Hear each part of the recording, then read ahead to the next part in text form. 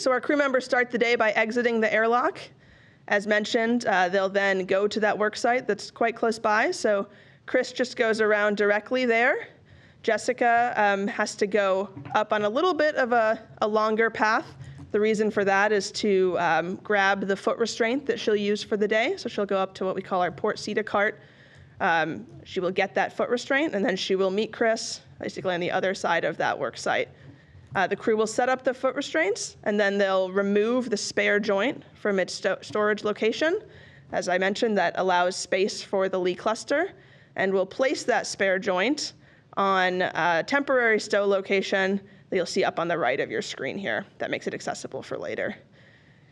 Once that's done, the crew will get in position in those foot restraints that they've set up, and we will actually bring the robotic arm in to their workspace. So this is one of the things Jack and Sophie will be helping with from inside. You'll see that robotic arm is gonna pitch down so that the crew can access it. At this point, before we power it down, we'll have the crew confirm good access to all the fasteners that they need to use throughout the day. So what they're doing here is just using their tools to make sure they can get to all of those fasteners.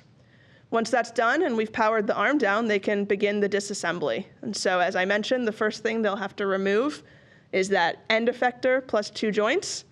There'll be an electrical fastener they'll undo, and then they'll undo 6 structural fasteners.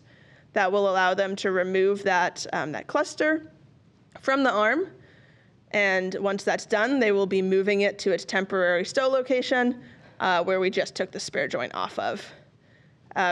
That whole cluster then stays there for the rest of the spacewalk, and so we make sure that it's fully in place and secured with the required number of fasteners to be in a good configuration to hang out there for a few hours while we work on the failed joint. So once that's in that configuration, the crew will head back to the arm. They'll remove the failed joint 5, and one of the crew members will temporarily put that attached to themselves, kind of out of the way. They'll then grab the new joint that we had temporarily stowed and reinstall that. So this puts our new spare joint in place of the previous joint 5. We'll get the failed joint out of the way, and then the crew will go back to working on that Lee cluster, where they will be removing it from its temporary stow location and then getting it back on the robotic arm. As you can see, I mentioned the crew members do get in and out of those foot restraints. It's one work site, but you still have to make sure you can reach everything, and so they'll be in and out of those foot restraints and also changing the positions as needed.